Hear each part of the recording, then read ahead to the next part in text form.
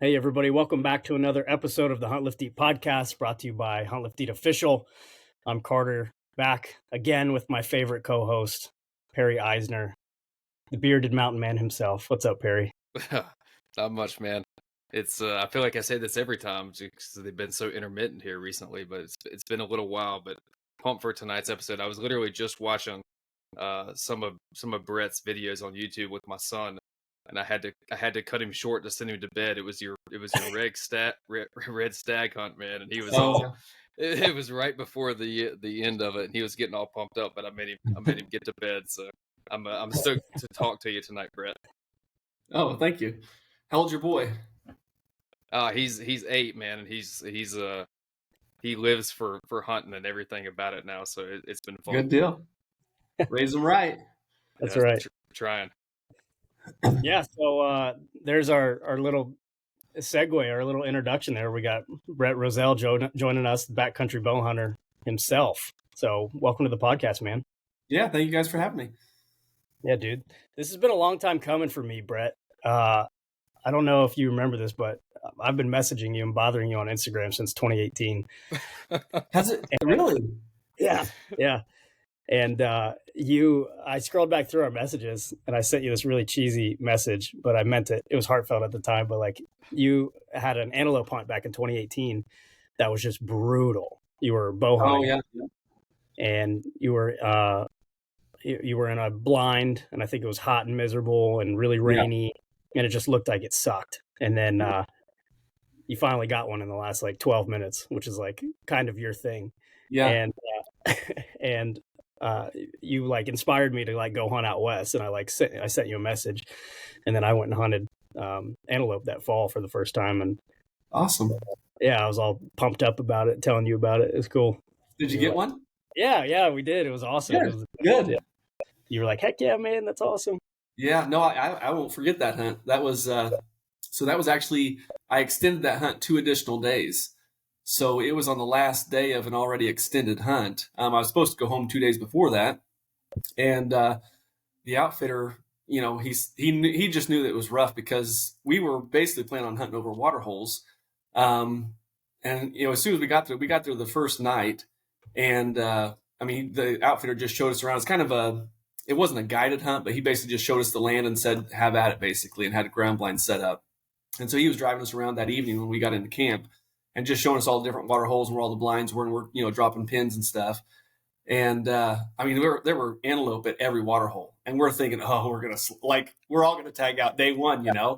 And sure enough, it rains that night. We all go to bed and it starts raining. I'm thinking, oh, great. So we wake up and then we all go set the water holes, and none of us. There was 4 of us, and none of us even knocked an arrow. None of us even flung an arrow. Yeah. And because now they've got water, they get water anywhere. And I can't remember how long it lasted, but sure enough, it was maybe 3-4 days, and then the water started drying back up again. And we thought, okay, maybe we're gonna get after it. And I was spotting and stalking then in the midst of all that. So then we started going back on water holes, and then it rained again. Like it was just, the weather was just never going to give you a break. Yep. And so finally, I eventually just realized I'm just going to have to spot and stalk and just try to get this done. And they all had to get back. I called my wife and said, hey, you care if I stay a couple extra days? Like I've got to get this done. Yeah. And I stayed a couple extra days, and I was probably, I'd like to say 12 minutes, but I had a little more time than that. It was I probably had 3-4 hours left of my hunt. And because I had enough time to clean him and gut him out and all that. But it was the last day of a 2-day extension. And sure enough, got it done. And I was pumped. That was my first antelope hunt ever and first antelope. So, it was a good time. Yeah, that's cool. It was fun going back through that and, relooking at some of your highlights. And I was like, 2018, damn, dude, like I was a kid. Like time has flown, Yeah, I feel like I was a kid. Here we are, 2024, like still getting after it. And you've been on a myriad of adventures since then. And I want to get into all that, man. But Brett, why don't you give us a little bit of background kind of about you and, your background in the hunting world and kind of what you're about. Yeah. So I grew up in a family of all boys. It's crazy. We've got literally a family of all boys. So I'm the youngest of 3 boys. My parents obviously had 3 boys. I'm the youngest of 3. My oldest brother, he has got 4 boys, no girls. The middle brother, he's got 2 boys, no girls. And then I've got 2 boys and no girls. So we are literally a family of all boys. And yeah, I mean, just living in the outdoors is what we did. I mean, that's what my dad did, my grandpa did.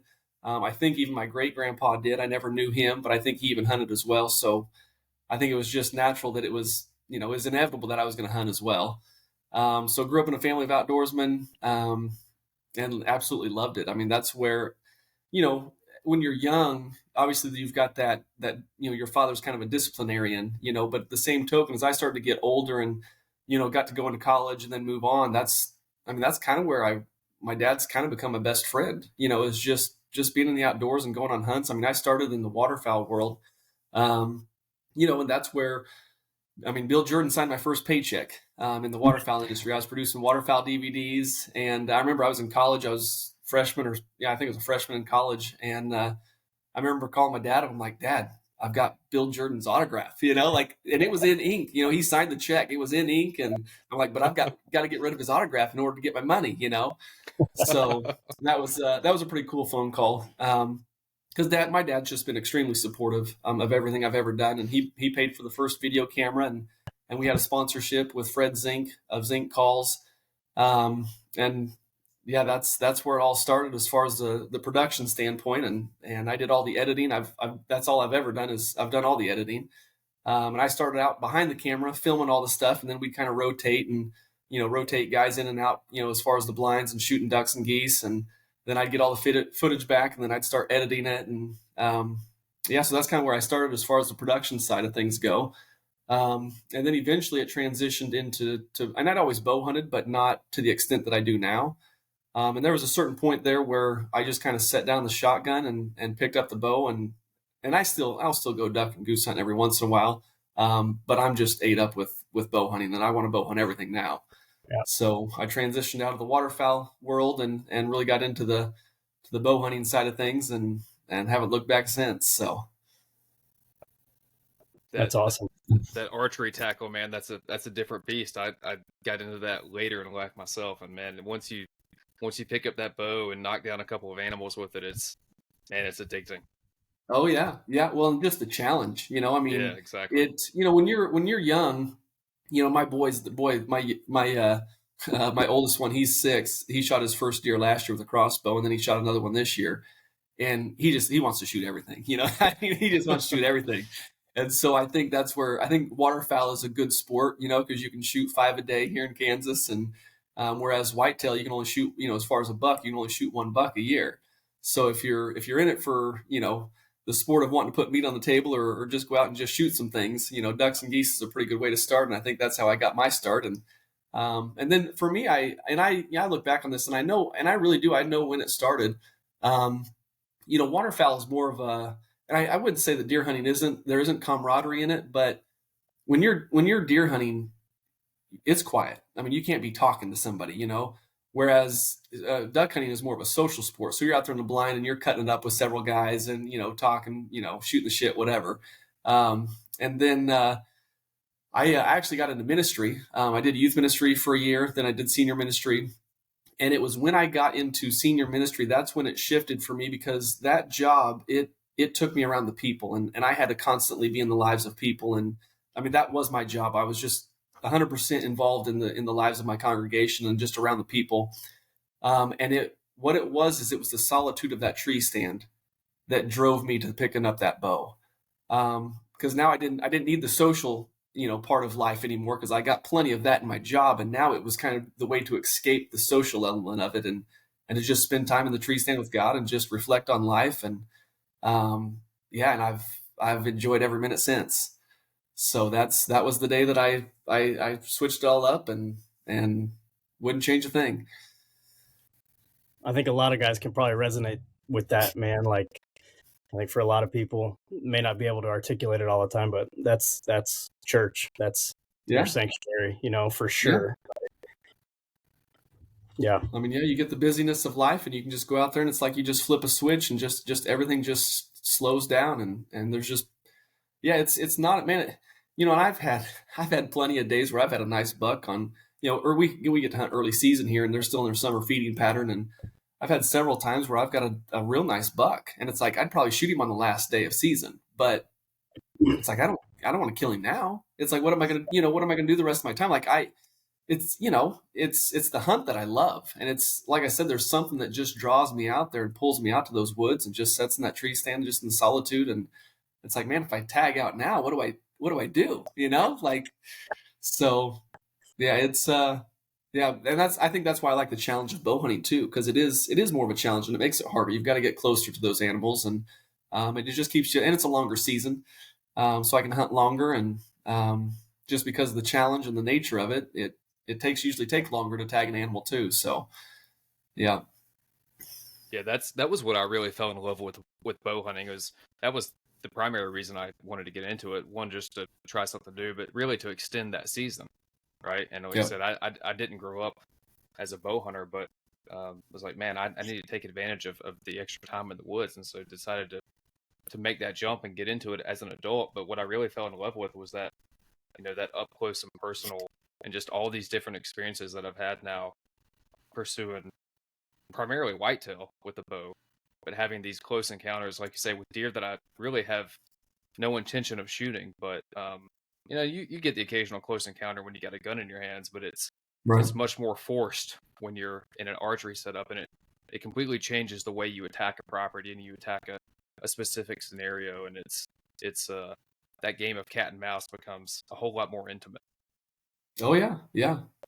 Yeah, and it's the challenge. I mean, it's the hunt, and it's trying to pattern an animal on his turf and get close, get within that 30-yard mark, and you got to watch the wind, and I'm not going to bash rifle hunters by any means. I mean, there's plenty of challenges with all of that, but just for me personally, yeah, there's something about a stick and a string and trying to close that gap and really pattern that animal and figure him out, and not even just set up within 500 yards of him or 200 yards of him or 100 yards of him, but try to get within 30 yards of him. It's a lot of fun. Yeah, the cat and mouse game, going back and forth, and they don't get big by being stupid. So you're usually hunting a mature animal that's smart, and he knows this game and he's played it before. And yeah, more often than not, they usually win. You see, I'm the opposite. Until I get a few more under my belt, that rifle's coming with me. Right? Hey, yeah. No, I've got a buddy. Well, he's my cameraman. He films most of my hunts, and I call him an opportunist. And yeah, absolutely. And there's some of these hunts too that so I'm getting ready to go to Russia here in April, at the end of April, and go after brown bear, and especially some of those hunts where you spend a lot of money. I'm bringing a rifle. you hate to come home empty-handed. We went to New Zealand, the hunt that you were saying you just watched, and my buddy, my cameraman, now the outfitter, he had a rifle, and we're talking on the plane flight over there. We had like a 17-hour plane flight or something getting over there, and so we're talking and dreaming, whatever. And he's like, if we see one with a drop tine, I might shoot him. And I was like, all right, whatever. And of course, the outfitter, he's bringing a rifle with us anyways, in case I make a bad shot with the bow, and he can finish him off or whatever. But so we're out there in the mountains, and it was day 2 or 3, I can't remember, but it was real windy one day. It rained. I'd have to watch the film again. I think it was day 2 or day 3, but it wasn't turned out to be as easy as a hunt as I thought it was going to be. And we kind of just needed a morale booster. And sure enough, we're looking into this canyon, and there was no way that we could have got within bow range before nightfall that night. And so we pulled the glass, and sure enough, there's one with a nice drop tine. And I looked at him, I was like, he's got it, because he didn't have the spotter, So I looked at him, I was like, there's one with a drop tine. He's like, nah. I said, yeah. And so he pulls up the binos, and I was like, dude, if you want him, let's go. We need a morale booster anyways. So he lit him up, and yeah, that was a good time. He's my opportunist. So got to break the ice. Yeah, absolutely. We Perry got his first antelope this fall. We went back to Wyoming. Okay. There were six of us, and a couple of the folks who were in our group had a case of the misses, and missed a couple very easy opportunities day one. Oh. And I get anxious. On hunts, especially as you get closer to the end. I'm like, oh my gosh, it's not going to happen. And I just want everybody to tag out and be happy and like have the best time ever. Right. And I was like, we got to put one down or else it's just not going to happen. And then I ended up chasing a little dinker on public and put it down, and then the ice was broken, and then everybody started rolling in. It was good after that, but I'm the opportunist. Yeah, I get it. Absolutely. They boost morale, man. There's nothing wrong with that. That's right. No. That's right. That's cool, man. So how did you decide to start like making this a thing, like Backcountry Bowhunter? When did that click? Well, so, I mean, I guess it started when I was real little. I remember, I don't know if in your audience knows Buck Gardner. He used to make, I think they still make duck and goose calls. He's got to be getting old. But I used to watch a lot of Buck Gardner waterfowl DVDs back in the day. And I would have been 8, 9 years old, just a young kid. And I remember thinking, man, how cool would it be to be like a guest or something on their DVD? It'd be so cool to be on somebody's waterfowl DVD. Yeah. And, so it fast forward, then I started an outfitting business when I was in college, and I had a buddy who he didn't hunt at all, but he liked video production. And he said, well, what if I go out and I film your clients, and then when they're done with their little 3-day hunt or whatever, I'll put together a little DVD for them, and then I'll sell them the DVD for $20 or $30, and then he'll use that money to pay for his video camera. And so then things just started rolling. Like, well, shoot, if you're going to be filming the entire season, I said, why don't we just take all of the footage at the end of the year then, and then let's compile it onto one DVD and try to market it and sell this thing, And so once the idea, I guess once the vision was there for me, there was no turning back, to the point to where he ended up bailing on me and decided that he didn't want to do it, I guess, anymore. But I mean, the vision was so clear to me at that point. I'm like, there's no turning back. Like, I'm all in now. And so that's when I was a poor college kid. I didn't have any money at all. And so I didn't have the money to buy a professional camera. And at the time it was a Canon GL2. It wasn't the widescreen. You can go back on YouTube and watch some old waterfowl stuff. And it's the standard screen basically. But, I think that camera at the time, was $3,000, which is, a pretty good investment. I didn't have that kind of money as a college kid. And, so, another good friend of mine, Brad, he had a relationship with Fred Zink. And Fred Zink, he took a chance on some kids and said, well, yeah, I'll give you guys some product. It started out as a product sponsorship, and he's going to give us like $2,000 or $3,000 in product. And I called my dad up and said, hey, Dad, like, Fred's going to sponsor us. And he said, well, Fred will sponsor you. He said, I'll buy your first video camera. And so Dad bought the first video camera. And I remember we got a whole box just full of shit. I mean, duck calls and hoodies and, everything. Like, we thought we had made it already, And so that's what started it. And I've always enjoyed, and I enjoy hearing other people's stories too. I enjoy stories just in general.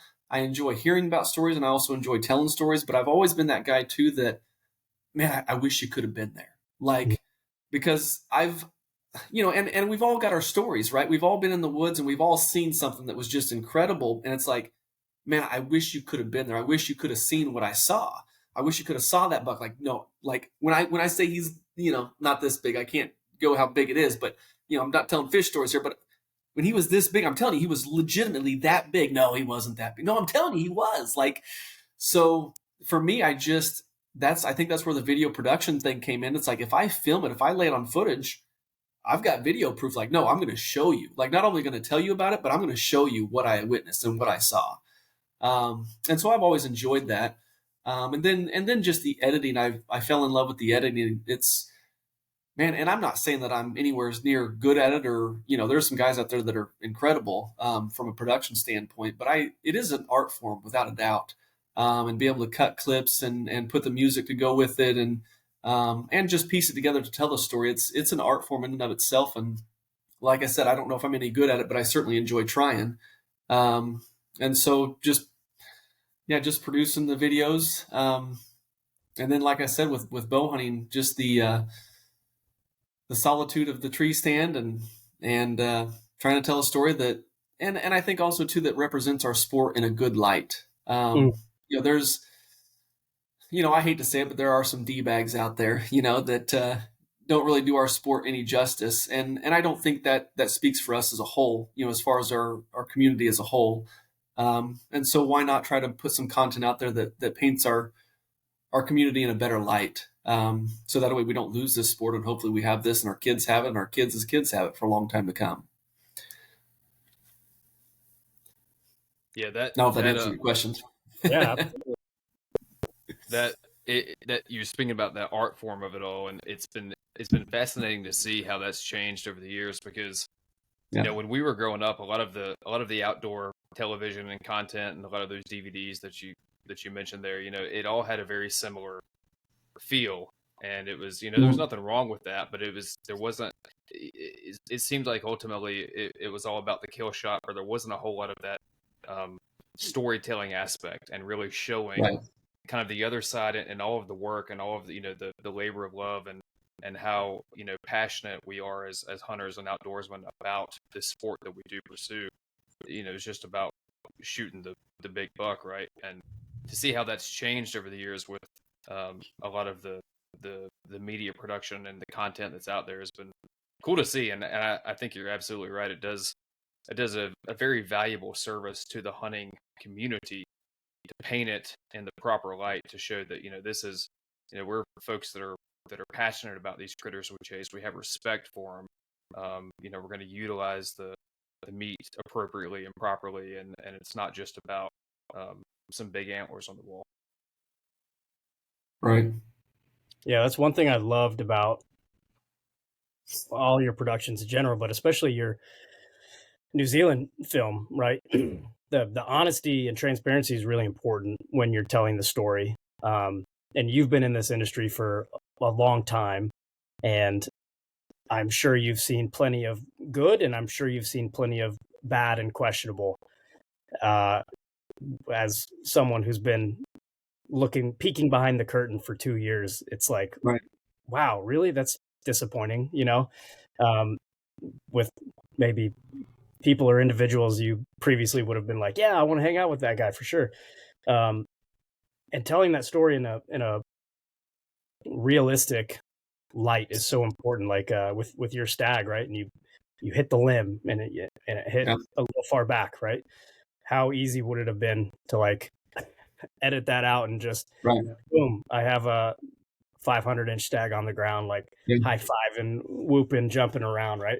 Too easy. And that's happened a million times, right? But you showed something which honestly is like the most real thing. Anybody who's hunted for a number of years has been in that situation before, right? It's like the most relatable situation in hunting. Wounding animals happens and it sucks Yeah. every time. It's the Yeah. worst feeling in the world. Yeah. So like, why not? It's not it shouldn't be a taboo topic, and so like I so appreciated that side of talking about the art form and that being part of your story. That's so important and powerful. Yeah. No, I mean, it's funny you mentioned that because when I was editing, and and I hate to say it, but it's just the truth. You can edit a video to tell us a different story. I mean, if you've got enough footage, whatever, you can edit to kind of tell whatever story you want. And when I was sitting there editing that stuff, I'll be honest, the temptation was there to want to try to make myself out to be a badass, and I never make bad shots, and I could honestly edit my footage to where I never make bad shots, and because obviously if I did make one, I just wouldn't show it, be like, oh, the camera wasn't on him, or no, the camera was on him. Yeah. It hit a limb. I mean, and I can go back and show you the audio, and you can. So the cameraman, he was back further than me, so we didn't get to see the limb in his frame. But yeah, I mean, it is what it is. It was a 62-yard shot. It was. I mean, there was a lot of things that were coming. We were towards the tail end of that hunt. I don't know if we had a day or two left, but that rain was going to be turning into snow. And we were thinking even that. So that morning we're sitting there, man. If we don't get it done today, it's going to be virtually impossible to kill one with a bow. Just because the snow's going to be either those mountains are going to be slick or the snow's going to be crunchy, and good luck trying to spot and stalk in this crunchy snow. And then not to mention just everything's all white. So you're going to stick out like a dick on a fish. Yeah. So there was a lot of pressure on that day, and I don't know. I don't know. I don't know if I'd have changed it or not. I had an opportunity the day before. I think it was the day before or 2 days before. It was extremely windy, and I didn't shoot that shot. I had an animal at 50, 55 yards, I think, but it was blowing. I mean, the wind was blowing like crazy all day. And, I'm sitting there and I had an animal. I mean, I was good out to, I think I was good out to 90 when I went on that trip. Not that you ever want to shoot one at 90, but, I'm grouping them, in a group like this at 90 yards, I'm pretty comfortable. But it was just so stinking windy. And I'm like, man, if he was at 30, I'd have shot, no question. Yeah. But being out there at 55, the way with the wind was blowing all day that day, I just thought, man, I don't want to make a bad shot. Like, that's the last thing you want to do is make a bad shot. And even on the day when I ended up shooting my animal, again, I mean, I had a hole that I was shooting through about this big. And I keep replaying, like you do, you keep replaying in your head. It's like, man, I could have swore I was clear. Like, I thought I double checked that hole and I thought I was good. And apparently I wasn't. When I let it fly, sure enough, it hit a limb and it swerved off to the right. And I can still just see it right in my mind, bigger than life today. It went off to the right and hit him in the back hindquarters there and kind of got into the backside of his guts. And yeah, and now it's like, oh shit, now we got to run down the mountains and try to, hope this sucker bellies up somewhere or dies somewhere, or, those suckers can hold it. Luckily we found him in some brush down below. Now that's where I did end up cutting the footage. And this is where, this is me just being completely transparent. No one knows this except the 3 guys that were on the mountains that day. So that animal ends up getting up and his guts were just hanging out. And it was, there wasn't a single one of us that felt good about what was going on that day. Right. And again, that's just the respect that you have for the animal. Like, I don't care who you are. I have never come across a hunter yet that enjoys seeing an animal suffer. Like, it's not fun. It's just not. And so, yeah, absolutely. That's why we wanted to get down there on that animal as fast as possible and probably even put our own lives at risk, hauling ass down there as fast as we did. Because we wanted to hurry up and put a follow-up shot on that animal and get a lethal shot on him so he would expire quick. But yeah, now that's where I didn't show, because inevitably you're going to have people with PETA, and I already get plenty of. You can go look at my buffalo film and see all the hatred I get from my buffalo hunt. So there are some things I think that I don't, and everybody's going to draw that line in different places, but I didn't feel comfortable showing the footage of the animal actually getting up out of his bed, because it just wasn't. I don't want to see it again, to be honest with you. Yeah. Like sure. I said, his guts were hanging out and it wasn't the best. But we did get an arrow in him, and then he expired pretty quickly after that. And, then we're good, thank God. But yeah, that's the downside of making bad shots. And that's why we try to, minimize those as much as possible with practice and shooting constantly. But it's inevitable. If you do it enough times, if you hunt enough, even Michael Jordan missed shots, so I don't care who you are in the industry. I don't care if you're Cameron Haynes or Michael Waddell or Jim Shockey or whoever you are. You're going to make a bad shot at times, or just shit's going to happen. The wind's going to deflect it. A limb's going to deflect it. Something's going to happen. The animal's just going to move. That's just the nature of what we're dealing with. So, yeah, man, it happens.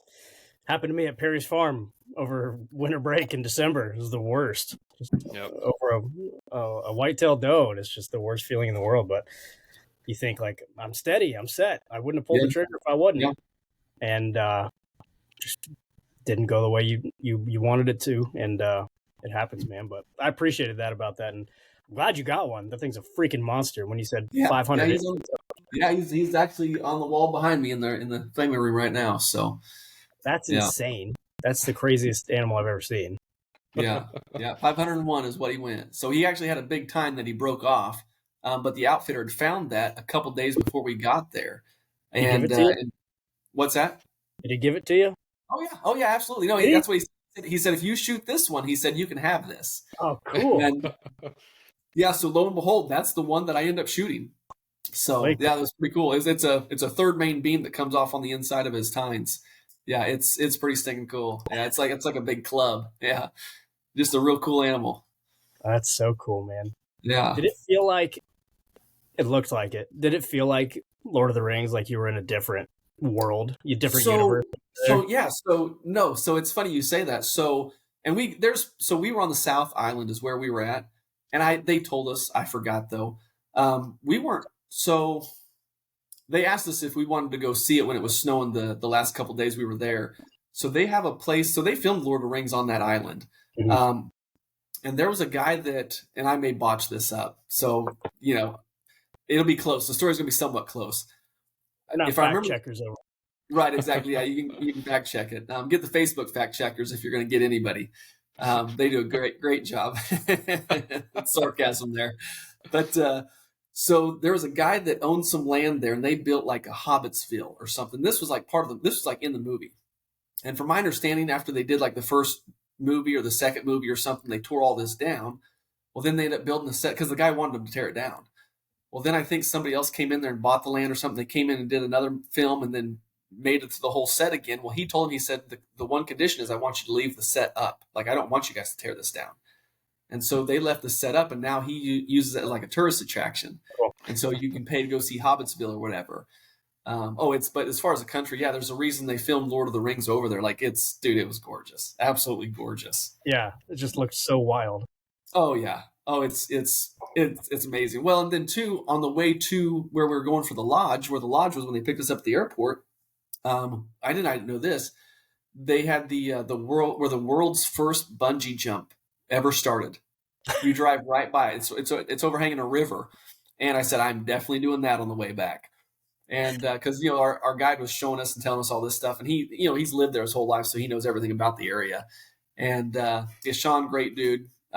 Yeah, great guy. And I told him, I said, I'm definitely doing that on the way back. Well, so we finished the hunt, stayed there for a couple of days, and then he took us back to the airport. And I go in there, and they were booked solid though for the day. Oh so, man. Yeah, and I wasn't going to wait around and try to catch the plane. You try to catch late plane flight, So I didn't get to do it, unfortunately. But I'll be back. Lord willing, I'll be back, and I'll definitely do it for sure. That's so cool, man. Out of the pile of adventures that you've been on, right? Your moose hunt, and you chase whitetail and mule deer and buffalo and stag and everything you've done, man. What do you have a top? It's funny. I thought this question might come up. I'm always looking forward to the next one. Yeah. All I can think about right now is Russia brown bear. Brown bear to bow hunter brown bear has been number one on my bucket list since I can remember. Like I don't know how old I was, but I remember seeing that first picture where they're holding the big paw up, and I'm like, I got to do that someday. Like I don't know how. Like as a kid, you're like, I don't know how I'm going to make that happen, but I've got to do that at some point in my life. I've got to knock that one off, So right now I am. And there's a little, the wife's a little bit worried too, just because of the war that's going on with Russia and Ukraine. So I booked that hunt 2 years ago, literally 2 months after I booked the hunt, and paid my $10,000 deposit. The war breaks out, and I'm like, oh, great. So this is awesome. What's this look like now? So we've waited a couple years now, and now the war is still going on.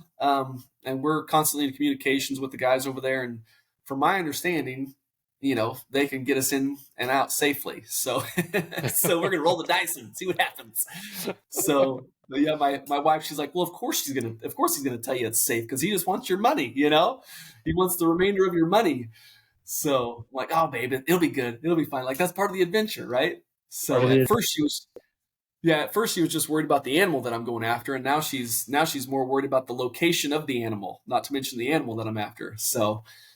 Yeah, we're gonna have the Garmin hooked up and satellite and all that, and I'm gonna have to be sending her messages every night just so she can sleep, Yeah. But yeah. As far as I guess, other than that one,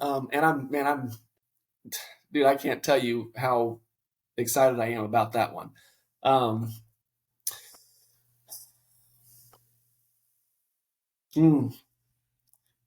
antelope hunt was a good one. Any hunt, I had a hunt a couple years ago that you can watch the film called The Blind Eye Buck. He wasn't a giant deer, and again, I'm going after a mature animal. That's what I want to kill, is a mature animal for sure. But sometimes the mature animal isn't always a giant as far as the rat goes, and he wasn't a giant by any means. But just the hunt for that critter was, dude, it was a blast. Just the cat and mouse game that went back and forth, and like I was convinced that deer, there's no doubt he knew that I was there and he knew I was hunting him. But man, you just have to wonder, does this sucker have me patterned? Like I think he's watching me walk in and walk out, and he knows it. And so it was that's fun. Anytime that there's a challenge, and obviously the best ones are when you overcome the adversity and you end up winning in the end, Um, and so that one I succeeded, and so that made that one a lot of fun. The biggest buck I ever shot, I hunted him for 3 years. I had 70. I've got it all documented on I've got a notepad that I keep, and I hunted him like 77 sets the first year, 74 I think the next year, and didn't even punch a tag because I was just pigeonholed. I'm zoned in on that deer. And then the third year that I was after him, lo and behold, I kill him out on day one. So Wow. that was, it was a short hunt, but it wasn't, because I hunted him for 3 years. Yeah. So that was a cool one. Like I said, it's the ones where it's just an extremes, and you guys know the deal. Like when you work your ass off and you hunt hard, and then sure enough, it all comes together on that last day. There's nothing better. There's nothing better than that. Yeah, dude. I don't want to pump your tires, but you work your ass off for all your hunts. Like dude, you put it in, and it's so clear and so evident, and you're humble about it and not like in your face about it, but you're in the field, right? You will out hunt and outwork just about anybody I've seen on any sort of hunting platform. You put in the time like nobody else, and you're selective with the deer you want to take, and like the hearing your dichotomy talk through like this would be a good buck for my son, or like this is the buck my wife wants to go for, like, hey, I'm trying to get my dad this buck, and you're waiting for the right one, and like you said, willing to just not punch a tag until you see that right one. And like I said earlier, man, you have a tendency to just you will fill that tag at the buzzer beater. That's like kind of your move, what I've noticed in a lot of these hunts, man, because you have the patience, and that's something I would love to work on. I get so worried I'm not going to fill that tag, and just relax and enjoy the hunt, right? It's okay if it doesn't work out. Well, and see, and that's the thing, you say work, and I get it to some, because don't get me wrong, there are days where, I'm cussing, I'm mad, and, whatever. But at the end of the day, if you don't enjoy it, don't go. You know what I'm saying? Like, for sure. So yes, there's, I'm not going to say there's not a grind at times. I just enjoy it. Like I just genuinely do. I genuinely enjoy the shit out of it. Yeah. We went on an axis deer hunt. Oh, this would have been 3 or 4 years ago. And it was a low fence hunt down in Texas, and the guy had 30, I don't know how big it was, a massive ranch, 15,000 acre. I don't know. It was big, like so much that you're not going to cover it all. There's no way. But down there, we could use a rifle too. So we could use a bow or a rifle. And my cameraman's down there. Again, I got my opportunist cameraman, Josh, he's down there with me. And good dude, he's a good friend. You couldn't ask for a better buddy. And so we're down there. And it was getting towards the last couple of days. And the outfitter left his rifle with us just in case I changed my mind. And truth be told, we kind of got into it a little bit, me and my cameraman. And that it definitely pushed our limits of our friendship, because he's just wanting me to kill an animal. He's the opportunist, right? He just wants me. He's like, dude, Brett, like, we could kill, like, we could have shot one every day with a rifle, every day, and I'm talking giants every day with a rifle. And so, and he's wanting to film something die. He's just wanting to film a giant animal go down, whatever. And we're wanting to eat the thing too, because I've heard the axis deer are phenomenal, and I've never had one. All I hear about is how good they taste, and so. He's just wanting me to put one down. And so we kind of got into it, and we threw the rifle in the truck and drove out the next morning. And then I didn't want to. I didn't want to take it. Like, cause, and again, this doesn't make me better than anybody. It doesn't, like, at the end of the day, you should hunt the way you want to hunt, the way you enjoy to hunt. And you should shoot whatever makes you happy. I don't care if it's a spike, if it's a giant. I had a kid, a neighbor we own some land here, and one of the neighbor kids shot a deer, and he came over onto us. And it was funny because before that season started, he came up to the house and knocked on the door. We just built our house, and he came up here and knocked and asked if he could hunt the land. And I said, sorry, man. I think he kind of knew, but he thought he'd ask. Yeah. And so I said, sorry, man, I kind of hunt too, He's like, yeah, I knew. And so, but I said, well, come on in. And I said, I'll show you some trail cams. And so I showed him some trail cam pictures. I said, well, as long as we can get on the same page, I said, so that way we know what deer are mature and what deer are not mature. And that way, hopefully we can try to shoot mature animals and let the little ones grow. And so I showed him all the trail cam pictures and told him, hey, if you see this one, dude, shoot him. He's going to 5-year-old, light him up, Well, one of the deer was a 3-year-old future stud, and I said, don't shoot this deer, because he's only 3. And if this deer gets 2 more years, he's going to be a giant. So he ended up shooting a deer. Don't know which deer it is yet. And he's talking to me on the phone because he ran over on my place, and he's, and I told him, I said, if you shoot one, he runs over on me, give me a call. We'll hop on a side by side. I'll go down there. I'll help you find him. And so he calls me and he's telling me about the deer, and I'm like, 9-pointer. I keep thinking, because he told me he's a big deer. He's like, oh, it's a big deer. So I'm like, what big deer do I have? It's a 9-pointer, And I'm like, the only 9-pointer I can think of is that 3-year-old. I'm like, surely he didn't shoot him, And so sure enough, he comes over, and I said, well, come on over to the house. And he comes over, we pull up the trail cameras, and I'm going through trail cameras, and I'm like, is this the deer? He's like, yeah, that's him. And I was like, oh, that's the 3-year-old, But he's high. I mean, I don't know, he's probably 16 years old. I'm not going to sit here and pop that kid's bubble. He's freaking on cloud 9, and in his perspective, in his deer hunting career, this is the biggest deer he's ever shot. Giant. Yep. I get it. And so I had to have a quick little moment inside myself of just like, dude, I can't kill this guy's energy and just burst his bubble. And so I just looked at him. I said, was your heart pounding when he came in? He said, oh yeah. And I said, that's all that matters, man.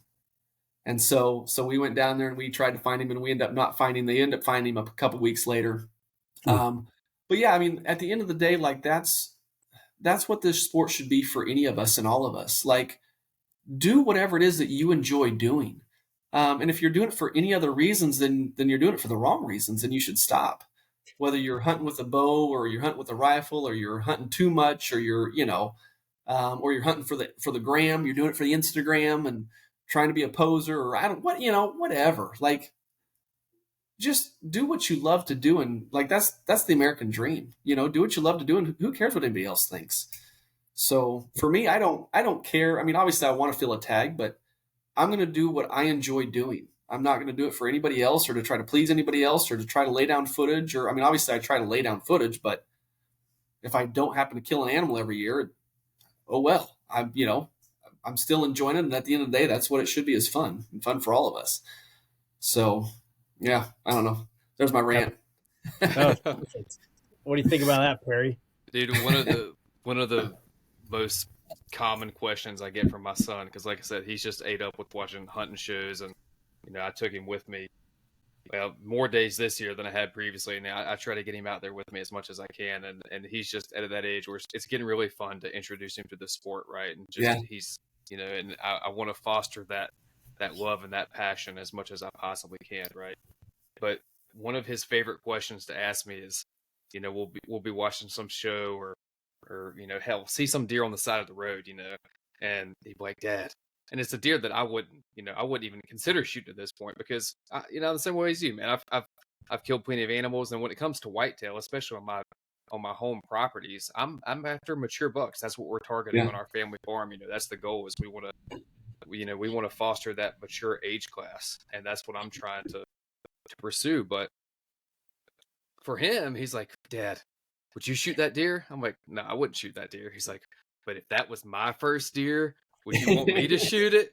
I'm like, dude, if you see that deer and it gets your heart pounding, and you get the shakes, you get that buck fever, and you get excited, I'm like, man, I'm going to tell you to pull the trigger every single time. I don't care what it is.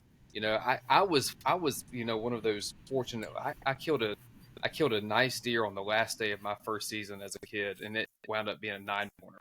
My first deer ever, first time I ever pulled the trigger on an animal other than a squirrel or a rabbit, and killed a nice 9-pointer.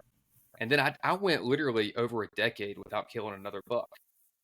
And that I realized, because I was being patient, but that doesn't happen to everybody. You don't, your first deer is not always going to be a nice one. But if I told him, I was like, buddy, if you kill a dink, or if you kill a tank, I'm going to be just as thrilled. And I promise you, I will be more excited than you will. So if it gets that heart pounding, man, take the shot, and I'll be pumped for you. Yeah. Well, see, and it's so you said your boy's 8. Yeah, he's 8. Yeah. So like, and what I've noticed with my son, now he's been fortunate enough. He's killed a couple pretty decent bucks. But it's only because his dad is, we've got access to some decent land, I guess. Yeah. Um, he doesn't know how lucky he is, I don't think. But at the end of the day, I've noticed too.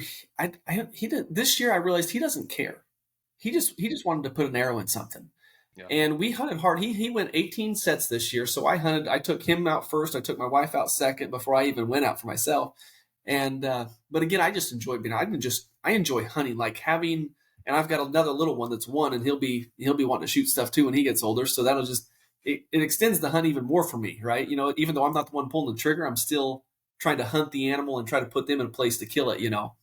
But this year, so last year he shot it on day 1. We went out youth season. They're still in full velvet, still in their summer patterns. Like it was a done deal. We had a great spot, had like 16 different bucks that were all 8 points or bigger in this one spot.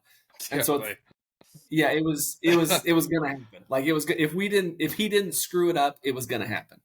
And so he shot at day 1, and of course, this is how he thinks the deer hunting goes. You just always kill it on day 1. It's like, no, that's not how it works, buddy. No. So then fast forward to this year, then he wanted to, because he sees all my deer on the wall, and that apparently a testosterone starts when you're like 6 years old, apparently, and you feel like you got to compete with your old man now. Yep. And so he sees all these deer on the wall, and I've got one deer that's in velvet I shot up in North Dakota years ago, but that's the only velvet deer I've got. And so he's got a velvet buck, but he sees all of Dad's deer that are hard horned, and he wants to shoot a deer in hard horned. And I'm like, but buddy, like, I don't think you understand. First off, like, you've got an opportunity to shoot quite a few deer in velvet. Like, I'd take advantage of that if I were you personally. But then second, like, when they lose that velvet, son, they're harder to hunt. Like, they get smarter, And of course, he doesn't get that yet. He just wants to shoot when it's in hard horn. Well, we go out in youth season, and I was shocked to see how patient he was as a 6-year-old. And he really, there was a deer we were after called Caveman. We like to name all of our deer, and he named this one because we cut out some trees, and he called it a cave. So that's how this deer got its name.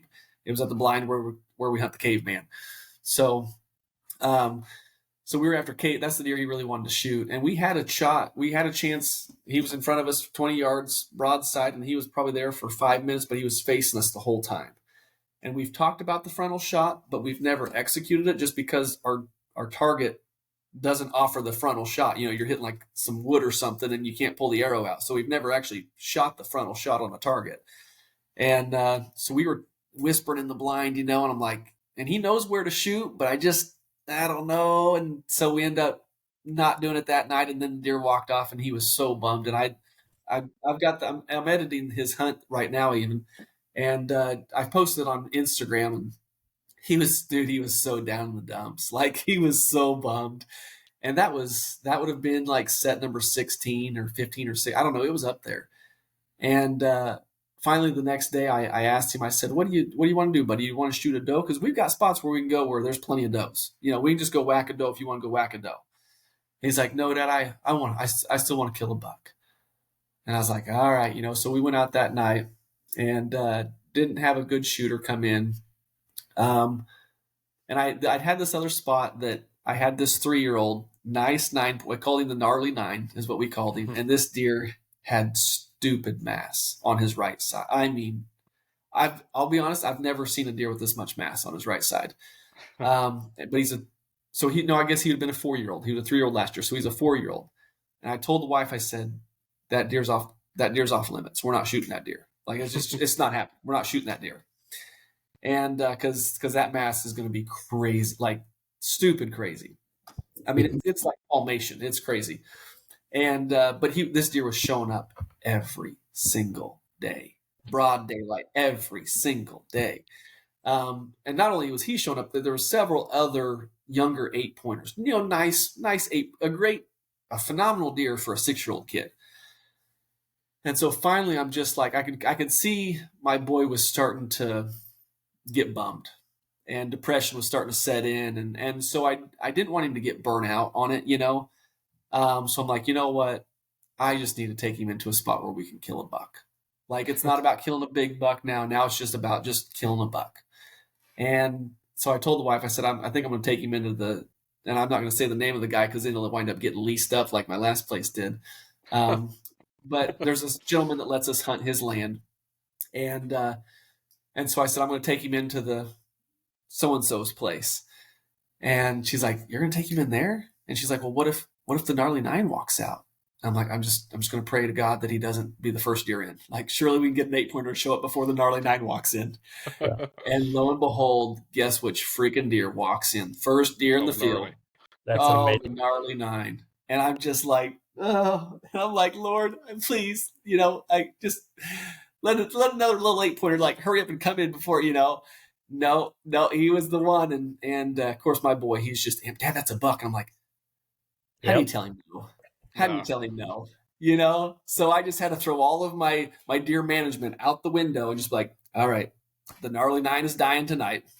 So that's the deer he shot, and he was pumped and ended up, we still had a tracking job though, because he shot him a little bit back, and we ended up having to get a dog in there, and we ended up finding him. But at the end of the day, I still have to remind myself too, especially with kids now. It's like I'm relearning some of these things, and sometimes it's not always about killing the biggest deer. Sometimes it's just about having fun and letting your boy just shoot a buck. Yeah. And who cares whether it's a giant, whether it's a 5-year-old or a 6-year-old or a 2-year-old. At the end of the day, it should be about having fun. And whatever you have to do to just have fun, then do that. Well, you mentioned how your relationship with your father has transitioned over time, and now consider him your best friend. And if you think back, or if you think forward, 20 years from now, and your son becomes a lifelong passionate hunter, and you guys are sharing memories and adventures together for the next few decades, like, you're never gonna look back and wish that you had let the gnarly nine grow another year. If you're able to foster that and grow that seed with the young child, man, that's so crucial, and it's such a good point. Yeah, what a thing that would be. Well, at the end of the day, so I actually shot a giant several years ago, and you can watch it on YouTube. Biggest deer of my life. He was in the mid 90s before he broke 10 inches off. He was still in the mid 80s when I shot him. And so I haven't told a lot of people this, but my wife knows, obviously, but I was so tore up over this deer. This is not, I've got the medication to prove it. I developed a condition called ulcerative colitis. And basically it makes you poop very often if you don't have medication. But I was pooping blood solid for a month before I finally went to a doctor and ended up getting checked out. But I say I made a bad shot. The shot wasn't good. The animal ended up taking a step forward right as I was releasing, and so it was just the animal moving.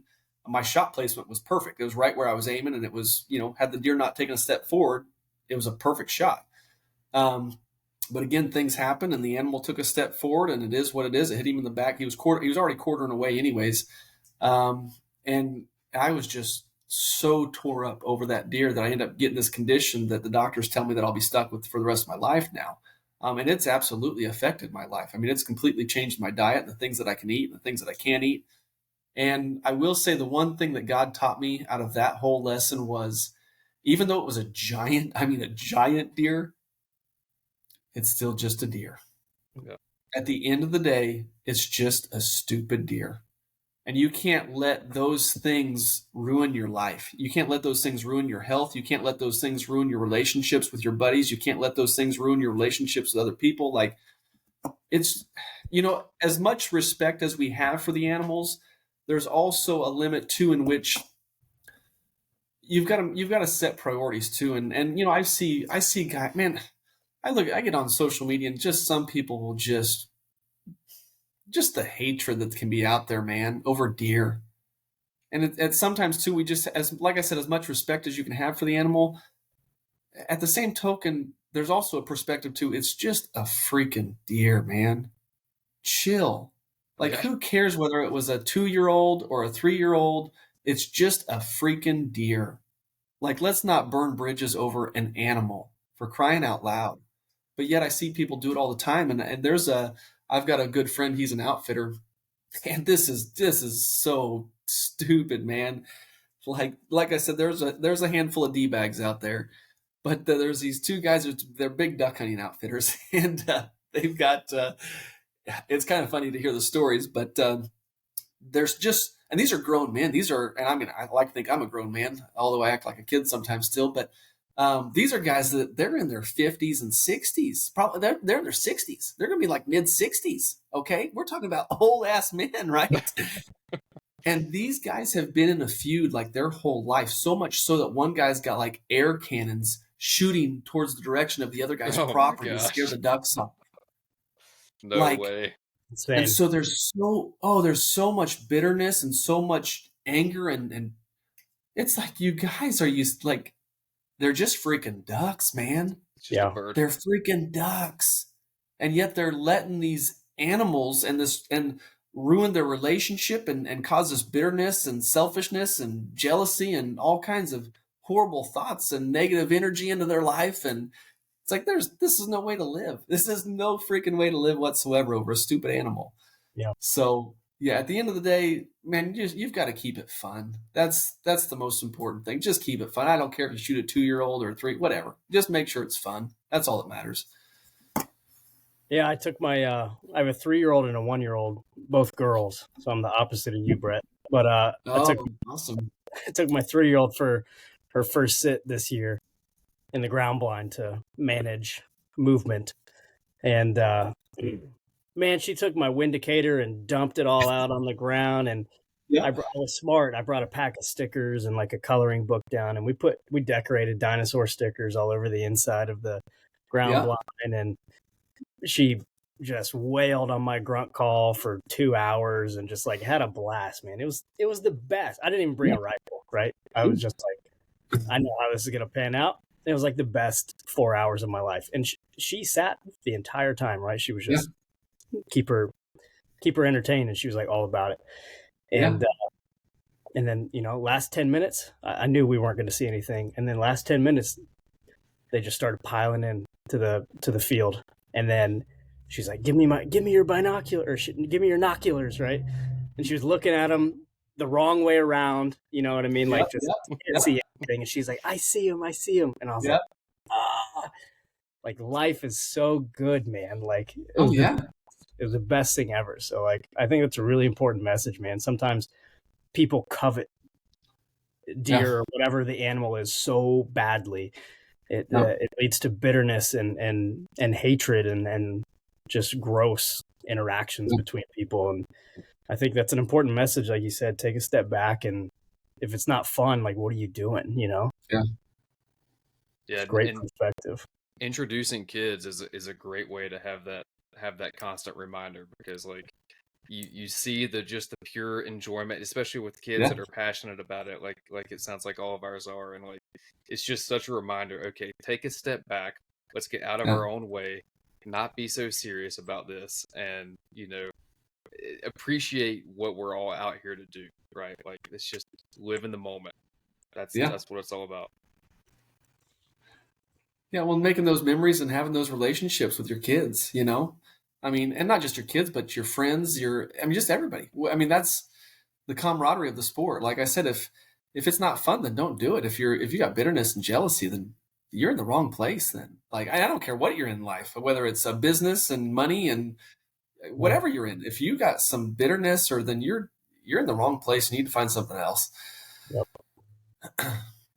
For sure, man. I'm looking at our time here, Brett. We've already crushed an hour, dude, and we haven't even gotten to talk about anything I wanted to talk about. We've just been swapping hunting stories, man.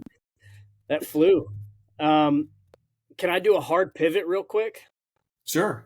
I want to talk about goat gear real quick. Oh, me too, man. I've been dying to breed it, because I was looking at some of the stuff that you've been putting out there. We got to talk about goat gear. It looks awesome. Yeah, tell us about goat gear. Give us some context. Yeah. You want to know how it started, or start again, or I want to know it all. Yeah, I've turned this into 2 parts. Yeah. We can do that too. Yeah, I you know, man, I'm gonna get a little emotional. I don't even know why I'm getting emotional here. I'm just very humbled.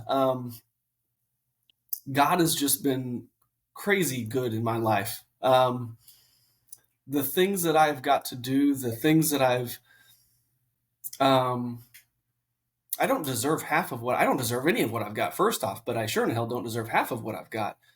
Um, and the fact that I now have the opportunity to do this is just humbling.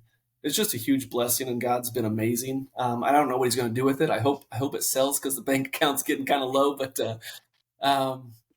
yeah, so I've just always had dreams as a kid. I don't know. I don't know if I dream more than other people. I don't know. I just know that I've always been a dreamer. I've always had dreams, and I've always wanted to do things, and man, God's been good and has allowed me to just start knocking some of these things off my list.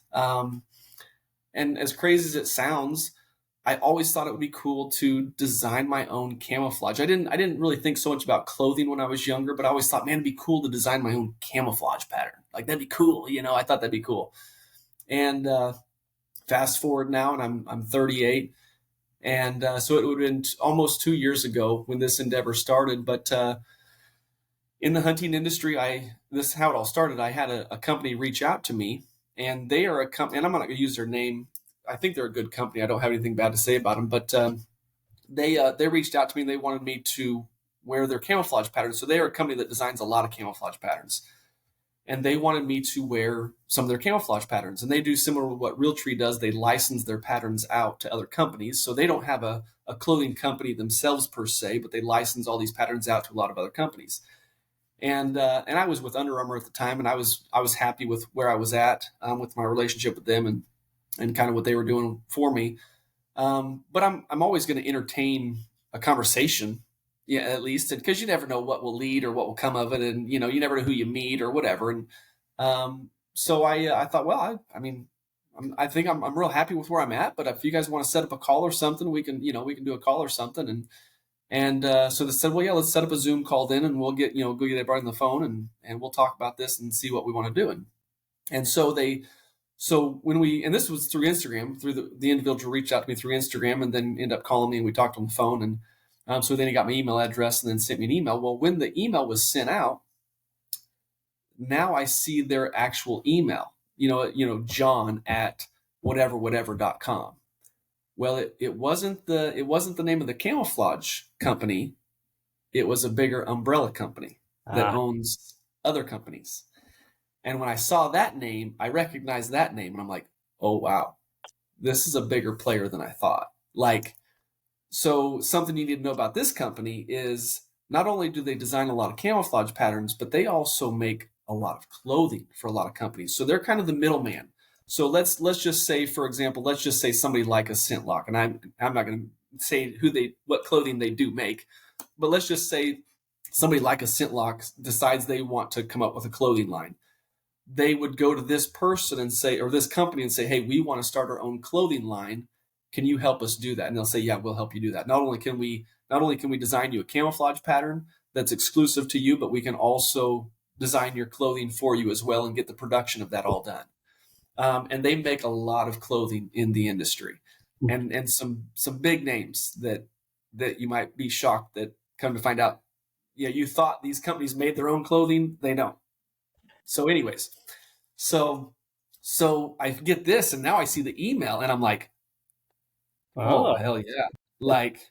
So now the wheels are already turning. I'm like, well, and I liked some of the patterns that they had, but some of the clothing that it was on, I didn't like the clothing because the clothing wasn't, top tier clothing. And so I get this idea of, why don't we just start a new brand? Why don't we look to create a Sitka or a Kuiu or a First Light and start a new brand and undercut their prices and offer it at a better price point? So this is what I'm wanting to do. Whether or not they're on board with it or not, I don't know, but this is what I want to do now, And I'm like, well, shoot, they were talking to me. They're asking me, so maybe I've got a little more cards in my deck. Maybe I got, And so I just presented the idea. I said, what do you guys think about this? And I presented it to them, and they were talking about it, and they liked it, and they said, okay, So this is how it all started, all right? And so I had several meetings with them and went out to their conference and had a big conference room and, talking with them, whatever. And so this is when the process all started. And I started posting stories like right away. As soon as they told me they wanted to do it, I'm like posting right away, like I might as well start documenting it, right? Because we're going to market this stuff. We're going to sell it later. So I just start documenting it right away.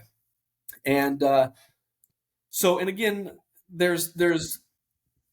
I think there's just several things that just took place that just didn't. So the gentleman that I was dealing with most of the time, I believe he's a good dude. He had some health issues, I know. I mean, whenever you fly out of state and have to go see a doctor for a week, it's kind of a big deal. I don't know what was going on. He never told me. I told him, hey, I'm praying for you. I don't know what's going on, but I'll be praying for you. But something serious is going on if you've got to see a specialist, So that was kind of playing into this as well. But so I remember leaving after they gave me the green light. I remember going home and driving home, and I'm calling my dad because, that's who I share most of the stuff with. I'm like, Dad, like, they're going to let me do this. Like, I get to design my own clothing, my own camouflage pattern. Like, this is awesome. They're going to be footing the bill for this thing, And I'm like, shoot, I'd do it for free. Like, just to be able to wear the that I designed, that'd be so cool, Well, and it's true. I mean, I probably would have, maybe would have done it for free. But the more I got to thinking, though, because I got taken advantage of early on in my career in the waterfowl world, because I just enjoy it. You know what I'm saying? Like, I enjoy it. So I did a lot of stuff for free when I was a young entrepreneur starting in the outdoor industry. I did a lot of stuff for free, and eventually that gets old, and you start to realize people are taking advantage of a young kid who just enjoys what he's doing. So I end up having to think, okay, what I got to be compensated something for this. Like, I'm going to be designing, like, I'm going to be spending a lot of time and a lot of hours away from my family designing this stuff. Like, I should be compensated something, And so the number was mentioned about 10%, like, of gross sales, like 10% is what, maybe what I would get. And so in the meantime, I'm like, once I had the green light, I'm just designing, like, and they sent me home with a whole, because they had every clothing line you can imagine. And so, like, they just opened up the closet to me and said, you just pick whatever you want, take it home and start designing. So I started picking up, all the name brand stuff you guys know. And I'm picking every pant that they've got and every pant that this company's got and every jacket and I've got this stuff just scattered everywhere. And so I'm trying all of it on, and I'm, stretching the arms and, shooting a bow and seeing how this one fits and, where pockets are. And so I'm making notes off of all of these different jackets, off of all of these different pants. And basically what I was doing was taking all of the information off of all of these pants and trying to build the best one pant that I could come up with, or the best one jacket. And because the original deal was we're going to start with one jacket and one pant. That was the original agreement. And if that does well, then we would extend the line and start to make more. And so I'm just sitting here just designing. I mean, I'm in design mode, like, just loving the crap out of this. And I get to a point to where I need, basically, there are these things, they're called tech packs is what they're called. They're basically just blueprints for the clothing. So I know how to design it from a visual perspective, but I don't know what size of needle this particular stitch needs, or I don't even know what kind of stitching this kind of stitching is. There's all kinds of different stitching. There's different sizes of needles that you use for different fabrics. Like, dude, I still don't even know half of what's out there. I don't even know a fourth of what's out there. So I reached a point to where I knew what I wanted the jacket to be, but now I need somebody to design this tech pack to then give to the factory and say, this is exactly what we need to make. And this is the exact needles that need to be used. This is the exact fabric that needs to be used. This is the stitch, like, extremely in depth. So I reached this point to where I've got the design done. I just need somebody to make this. Well, so I reached back out to the company that I've been working with and said, hey, and I'm getting the voicemail. And so I'm leaving a voice message, and this goes on for, I don't know, this went on for probably a month of just, I was at a standstill. Like, and I don't idle very good. I don't set on idle very good. Like, I'm a pretty high strung individual, and, like, I just can't sit around, just thumb my nuts and do nothing. And so and I don't want, at the same token, they're doing hundreds of millions of dollars. Like, this little project is just a stupid little side project for them. This is a little redheaded stepchild. They don't give two shits about this thing. Yeah. And so they've got bigger fish to fry, and they had just doubled their business with a couple other companies that they were working with. And so I knew I knew kind of where I fell on the totem pole, and I knew kind of where this project fell on the totem pole. But at the same token, this project to me was a big deal. Like, this is my baby. Like, they gave me 100% reign. Like, we're going to give you 100% control and let you do everything, basically. And I think part of it's because they didn't have time to do it, you know? So yeah, absolutely. Like, I was waking up in the middle. I mean, literally, I'd wake up at 2:00 in the morning and just, I'd have a new idea. I'm like, oh, I got to jot this down before I forget it, you know? So I'd go out to the computer and I just start, you know, jotting down ideas of a new whatever. And, so I reach a point where I've got the stuff that I need. And not only that, but they had a guy on staff that would design camouflage patterns. Well, I'm like, well, I guess I could start trying to design a camouflage pattern. I mean, I've got Adobe Photoshop, and it's an old version that I pirated when I was back in college, you know. And I'm like, well, I can just try my luck at this, you know. So I start designing, and you know, and put a lot of hours into that stupid computer because again, I'm just waiting to hear back from them. Still haven't heard anything back from them as far as getting a tech pack done or whatever, or even getting lined up with the camouflage guy who designs the camouflage pattern. So I'm like, well, I'll just start designing it myself. So then I start designing. Then I started designing the logo as well. And then I sent him a text message with the logo, and he's like, yeah, well, let's change this, or let's. And so now I start realizing, man, that's right. I'm not going to have 100% say. Like, even though they're giving me quote unquote 100% reign of this, they're the ones footing the bill, and they're going to have some say so when it comes to it. Like, and if they don't like the logo I made, they're going to change it. And so now I'm starting to not enjoy this as much, at least from the standpoint of not having 100% say in the matter. And the fact that they're not getting back with me. And my fear with all of this was, sure, in the world, I'm going to do all this work. I'm going to spend all this time away from my family because I've got a full-time job as well. So I'm just going to spend all my time away from my family plugging into this thing. And right now they don't give two shits about it. But when it starts making money, then they're going to say, oh, by the way, give us that baby back. We want the baby now. Yeah. And I'm going to, so it just, and I don't know if they would have done that or not. I can't say whether they would have done that. But at the same token, I kept wanting a contract written, and a contract never was getting written. And so I felt uncomfortable about that. And so I reached a point where I already had a camouflage pattern designed that I really liked. And I'm like, man, what if they say they don't like it? Like, I had 147 hours into designing this camouflage pattern. And I'm like, what if I show them and they like, yeah, we don't like it. Like, and I already showed it to my Instagram people, and it was like 77% of the people like really liked it. And I'm like, but this is a winner. I think this is a winner, like. I remember that.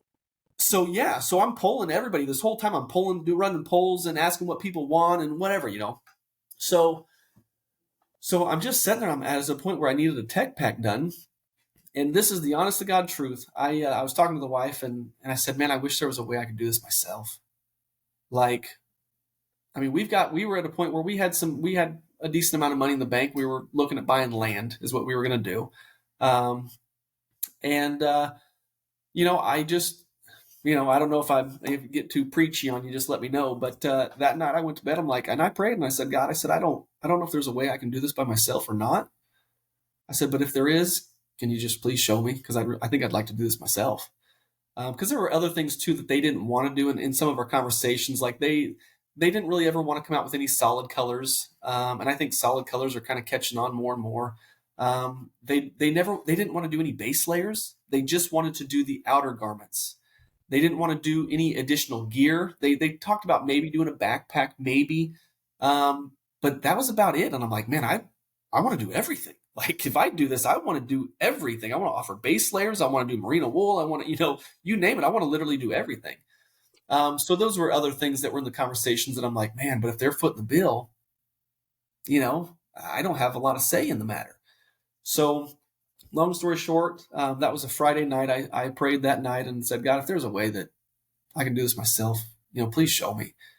And dude, I shit you not. I wake up Saturday morning, and of course I've been doing all these polls on Instagram. I get a message from some random guy by the name of Jeff. Jeff, you know who you are, buddy. He said, hey, man, I've been doing this for 30 years. He's been in the clothing industry for 30 plus years. He said, if you need any help, give me a call. And I thought, what the hell? Like, ask and you shall receive, like, God, is this, like, this is crazy. And it still gives me goosebumps just thinking about that day. And I have to remind myself back to that day whenever I have some rough days here in the office. I'm like, okay, no, I gotta trust the process, because it's been a long process. Yeah. And so I just keep coming back to, like, God, I really think you're wanting me to do this. So I'm just going to keep trudging away and keep draining the old bank account down and riding on faith, baby. So yeah, so I reached out to him. Long story short, this was a gentleman who was in a very similar position as the company that I'd been working with. And he'd been following my Instagram stuff, I don't know, for a couple of years or something. And he's just a good dude. I don't know if we've talked. I think he's a Christian man as well. He just wants to see me succeed. Like, I think he just likes the content that I've produced, and he's just a good guy. And he's like, I just want to see you succeed. And I'm like, holy cow. Like, you're not going to charge me or anything, like, he's just going to give me the information for free. Wow. I'm like, well, this is amazing, like this, and this is where I'm saying things like this just don't happen to everybody. You know what I'm saying? Yeah. Like, there's times where I do believe in coincidences, but then there's times where, man, I just think the man upstairs is, he's just kind of taking, he's kind of taking you where he wants to take you. And you just grab on and you're just along for the ride, and you just thank God he's amazing and takes you where he takes you. And so that's where it all started. And so now I'm doing it on my own, footing it out of my own pocket. And like I said, we are depleting the old bank account. Oh yeah. We're all in. We're all in. That's all I can tell you. So I've got somewhere here on my paper. I was just every couple of weeks I'm looking at finances, and I'm like, okay, what trade show can I go to and what trade show can I not go to? Because right now I'm in the midst of booking trade shows, and so I've already booked. I've booked 3 trade shows, but I'm looking at my funds, and I paid 50% deposit, so I've already placed bulk orders, and they're being worked on right now as we speak, and they should be here. I'm looking at my calendar. They should be here, Lord willing, here in 2 to 3 weeks. They should be in my hands before the Iowa Deer Classic. At least that's what they're telling me. But so when they're officially complete, though, then I've got to pay the remainder 50%. And when that happens, the old account's gonna be pretty low. I'll just say it's low. So yeah, I've already looked at. I'm like, well, honey, if it gets real bad, we can always dip into our retirement. So like that's where we're at. Like, I mean, we're depleting the funds.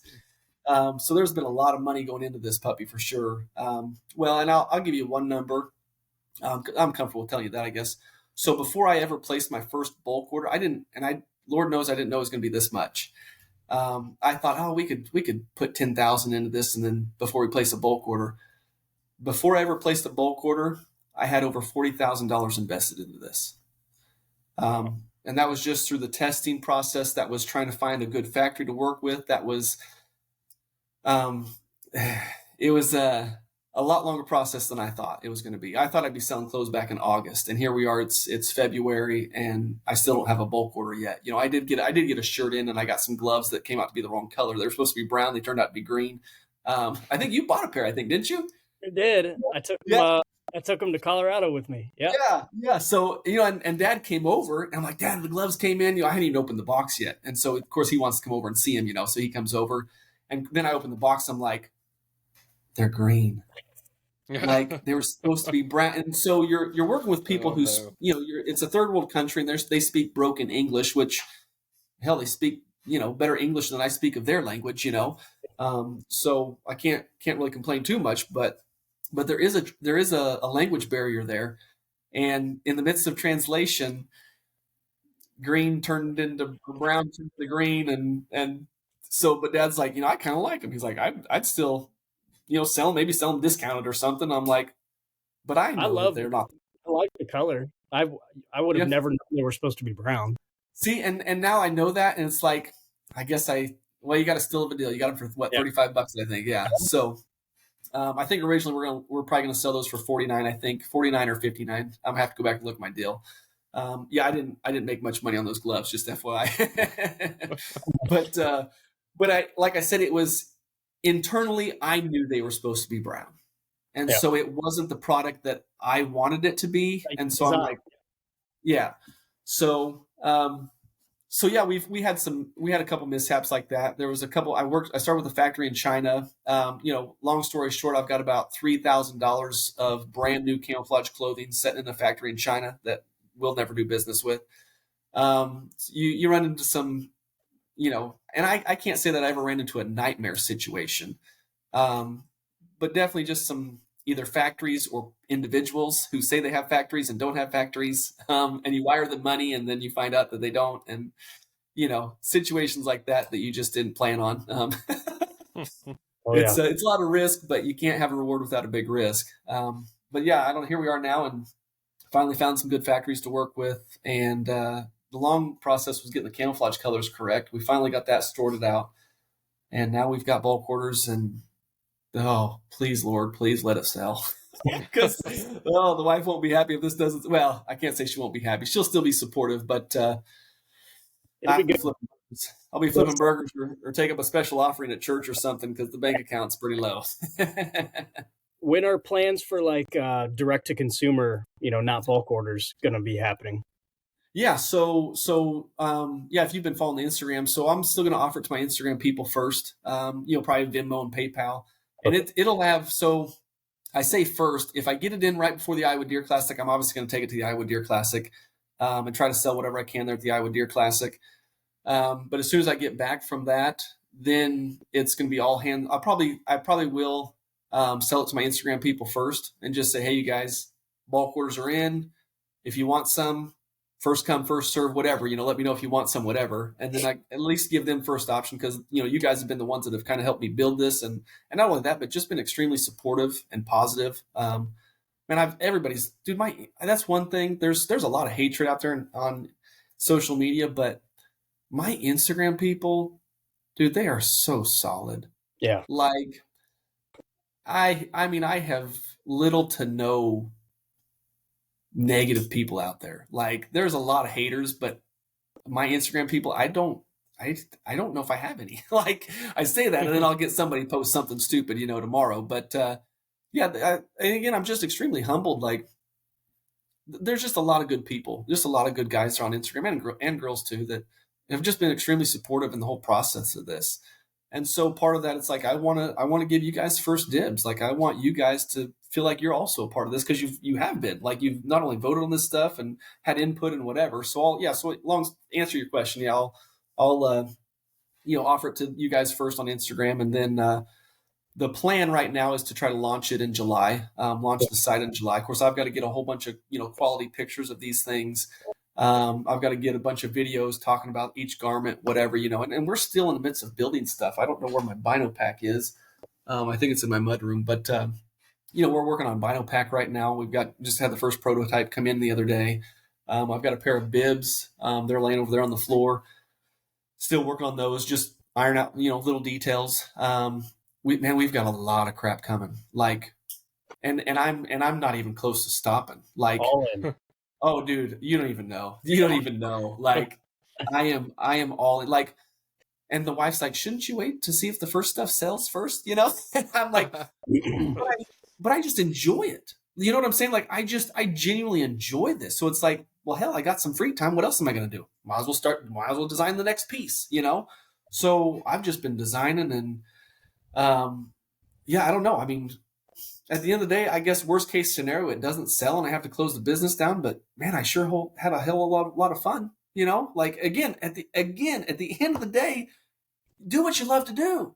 Yep. You know what I'm saying? Like, that's life. Like, it's the pursuit of happiness. That's the American dream. Like, I'm doing what I love to do. I don't give two craps about what anybody else thinks. At the end of the day, I'm going to have to pay the bills if it doesn't, if the company tanks and I don't sell anything, I'll have to go back and work at Burger King or do something, but, hell, in the meantime, God's given me enough money to take care of the family in the meantime and take care of these bulk orders. And so I'm just designing, dude. I'm cranking away. I've got, I can't tell you what I've got in the works. There's a lot of stuff and there's gonna be a lot of stuff that's not released this year that I'm already working for next year. I'll tell you this, I've got the next 6 camouflage patterns already designed.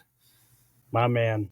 Well, Yeah, we're dude. excited to see it, dude. I'm stoked. So the call to action for listeners, if they want to be on the up and up about what's going on and have first dibs on what's going on and support you and your mission, is to go follow Goat Gear Outdoors on Instagram, right?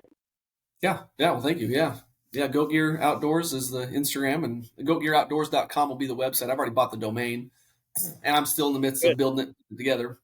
Yeah, I'm not going to say that and then not have it bought. But yeah, goatgearoutdoors.com is the website. And like I said, we're planning on launching that here in hopefully July. And then I'm going to have to figure out trade show season and obviously hunts, because I don't want to get so busy with this either that I can't hunt. That would kind of suck. Again, you got to have priorities and keep those in check. Got to do that product testing. So I'll have to figure out a way to. I don't know if I don't want to shut the site down, but the first thing I'm going to outsource for sure is shipping. I'm going to try to get to some third party company that basically I'll get all the inventory in, all the bulk orders. I'll do my quality check. Right now I'm literally going through every package myself. I don't want a single bad product going out. Yep. And so right now I'm individually going through every package. Now after these factories, once I start to get confidence, it's like, okay, they're making bulk orders and they're all solid. Then I'll probably start opening packages at random. Like I'll pick, a large and a medium. I'll pick one of every size and then just open them, and open a handful of packages. Like, okay, these are all good, and then mail them off to some shipping fulfillment center somewhere, and hopefully they'll handle my orders so I can be out hunting and people still have orders being filled. Is the goal. But this first year, I don't know. If I get an elk hunt or something in September, if I get money. It's kind of dependent on how well sales do, but if I have the opportunity to go on a hunt, I may have to shut the site down for a week and maybe just put some header like, sorry, I'm product testing. Orders are gonna have to wait until I get back from hunting. So hopefully it doesn't piss customers off too bad. Hopefully they understand, but they'll get it, man. Well, that's exciting and admirable. There's a lot of crossover with how this company started and literally everything you just said. So it's good. I'm glad you're all in, man. Burn the ships. That's what Luke says all the time. Yeah. Burn the ships. Absolutely. Yeah. Yep. It's funny you guys say that. So I don't know if you guys watch. So I've seen some stuff with Tony Robbins, and that's something he says is burn the boats. And I thought about getting some shirts or something that says burn the boats, because it's like, once you go to that island, it's real comfortable to get back on the boat and go back to where you came from. And but you burn them boats, you're gonna have to make it work one way or another. You have to make it work. That's right. And so that's where I'm at. Yeah, I love it, dude. I love it. Well, appreciate you letting us be a part of that journey and documenting it so well. And we hope listeners check you out and support it from that side of things as well. Well, thanks for the plug. I appreciate it, man. I'll take all I can get. Like I said, I need to sell people. I've got 2 little kids, a wife, broke. I need some money. That's right. As soon as one of them puffy jackets comes available, I'm in, man. So we've got 2 puffy jackets that we're coming out with. I'm jealous. I'm not a bulk order guy, Yeah. So those are the first 2 jackets. So I'll tell you, since you've been following the Instagram, the original pant and jacket that we set out to create, we're not going to have those right away. We're trying to find the right fabric for those, and it's not always the easiest to find the right fabrics, or if we do, we have to import it from another country, and sometimes that gets pricey. So we're not going to actually make the original pant and the original jacket that we set out, but we've got a whole lot of other stuff that's going to be just as good. So 2, like I said, 2 puffy jackets. I'm probably going way over time. Like I said, you're going to turn this into 2 episodes. I apologize. Okay. But so one is I won't say nobody has it, but I haven't seen it if they have. And I've looked at all the big players I've looked. Nobody's got this fabric that I've seen yet. And the only downside of this fabric is it's not very water resistant. That's the only downside. But otherwise, we're talking about a puffy jacket. So puffy jackets, they're noisy, they're noisy, loud, and they're not very durable. Yeah, they're fragile. Yeah. Yes, you tear them on a thorn and they rip. So there's no perfect fabric out there. So whenever you give something up, whenever you gain something, you're usually giving something else up. Another, another characteristic or whatever. But so this jacket though, it's quiet, it's stretchy, so it's good for a bow hunter, moving those elbows and shoulders, and it's windproof. So you got that. But like I said, quiet, stretchy, durable, and windproof. Like I said, the only downside is it's not very water resistant.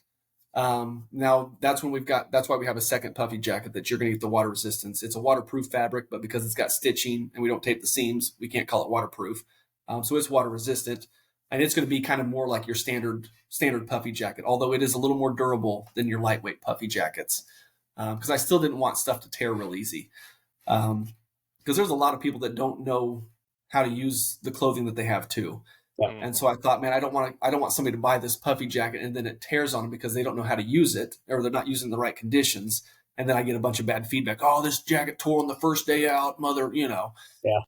So even the second puffy jacket is a durable fabric. But this one that I've got,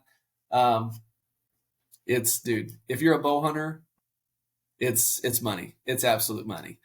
So I'm pumped about that one. That's my bread and butter. Yeah, we've got some. I can't. I don't want to. I can't. When is this episode going to air? I could maybe tell you more if I knew when this is going to air. We've got some good stuff coming though. Like I'm just excited. That's all I can say. I'm excited. This is the first time that I'm even getting to talk about this. Really, other than documenting the stuff. You guys have seen the documentation, whatever. But like I've had guys come over and, just local guys that I know real well and can trust they're not going to be taking pictures and sharing it, whatever. Like I've had some guys come over and they're like, yeah, this is legit. And I'm like, yeah, I know. So yeah, I'm pumped. I'm excited. That's awesome. Yeah, it'll probably come out in about 2 weeks. But Okay. Whenever you want to jump back on, we can chat about it some more when you're at liberty to share. Right. When I'm broke and sales didn't go so well and I'm broke and need money, you guys put me back on again so I try to push some products. We'll tell Perry to get out his checkbook and it'll be all right. It'll be all good. I'll get my little 6-year-old, my little 1-year-old, and I'll put some dirt on their face and I'll go out on the street somewhere and put myself in a cardboard box and try to get people to push some product for me. I'm gonna be in the market for a new puppy. Yeah, man. Yep. That sounds awesome. That's way awesome. It's exciting, man. You've mentioned the American dream, and this is part of it too.